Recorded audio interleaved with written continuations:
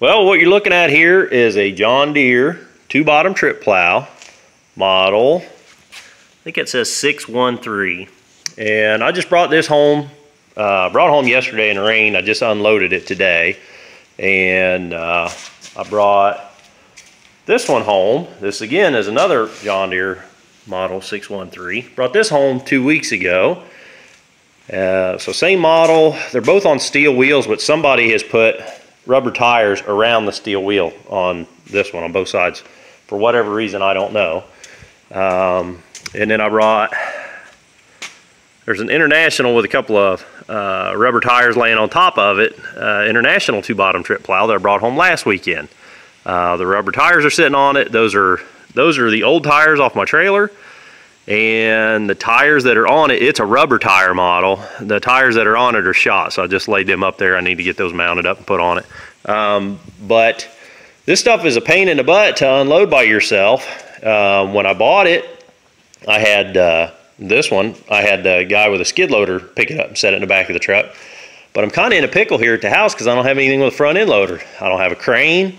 I don't have any, I guess I could lift something off of a tree or something. But I've got 3 tractors. I got a John Deere Model A, John Deere Model B, and then there's a John Deere Model H in front of the B, but none of them have a front end loader. It's something I'm in the market for, something I'm looking for, but until I get something with a front end loader, I can't get this crap out of the back of my truck by myself. So I'm going to show you guys what I do to get this big heavy stuff out of the back of my truck and maybe give you some ideas.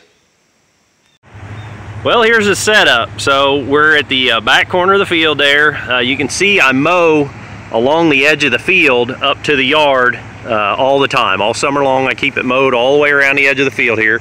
And we ride the golf cart around and stuff, tractors, and just go for joy rides.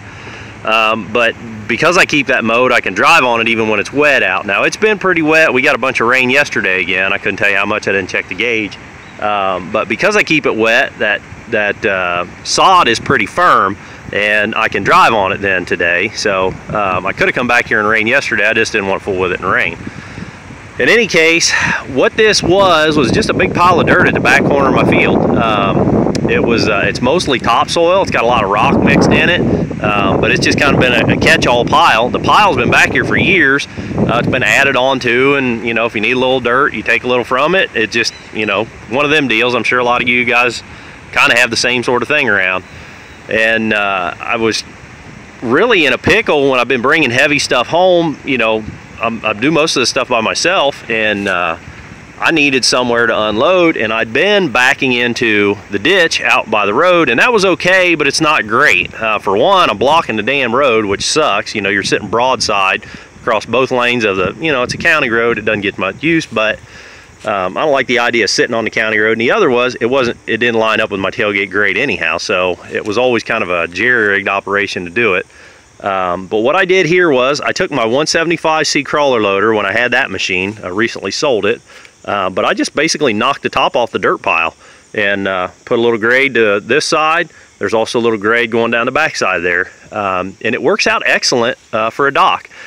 I think that the measurement that I took, I measured it off of the tailgate of my old blue F-250, and it works out great for my red F-250. I'm going to guess that all the tailgates of these trucks probably line up about the same height, so I think it was 37 inches is the height of it.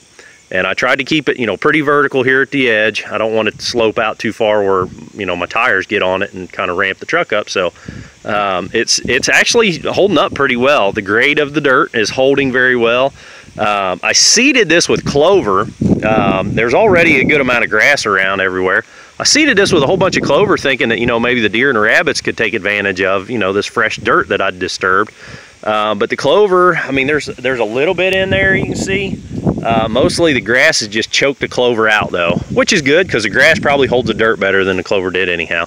But you could do this with, if you had a Bobcat, that you could borrow or rent or whatever, or a little front end tractor. You're just moving a little bit of dirt. It'd take a few hours and you could do it if you had the pile already. But the reason, I guess it's kind of a catch-22. You need something with a front end loader to build it. But the reason that I needed it is because I don't have a front end loader. So it's kind of a catch-22 there. in any case, if I still had the crawler loader, I guess I wouldn't need it, but it does work out very well for loading my golf cart. I can load my golf cart in the back of the truck, just drive it right up on there. The last 3 weekends, I've used it to unload 2 bottom trip plows. I brought home a John Deere 2 weeks ago. Last week I brought home an International 2 bottom trip plow, and today I just unloaded that one that we saw in there. So, you know, just an idea of what you guys could do maybe. If you need a loading dock, really simple to make. Again, this was topsoil, so it's not hard packed fill dirt, which probably would be ideal. But then again, if it was that hard packed fill dirt, you wouldn't get grass to grow on it to hold it, to give you, you know, that real sharp angle and everything. We'll see what time and weather does to this thing. It's about a year old, and well, no, it's not even quite a year old. I did this in the spring. So anyhow, we're coming up to the first fall. We'll see how the winter treats, you know, the freezing and expansion of the dirt. You know, the first few inches of dirt there is going to freeze on that slope, and we'll see how that holds and everything. But so far so good. I've used this to load up my golf cart a few times, and now I'm pulling plows and crap off the back of the truck. It works out excellent. So if you guys got a pile of dirt and you're kind of in the same predicament as me, you don't have, you know, a front end loader accessible all the time, or even if you do, you know, it's a whole lot easier just to back up to the ramp, pull crap off, than, you know, have to fire up a tractor and pick something up. So that's about all I can say about that, guys. If you got any questions or anything, leave them in the comments down below. If you want to subscribe, you'll see all the other kind of oddball videos that I make about, you know, trucks and dirt and tractors and plows and all that good stuff. So click that subscribe button, you'll get to see them. And until the next video, keep on tinkering. I'm just out for a cruise on the golf cart. Typical Sunday, beautiful weather, September. Pulling a John Deere 2 bottom trip plow. Bringing more old scrap home.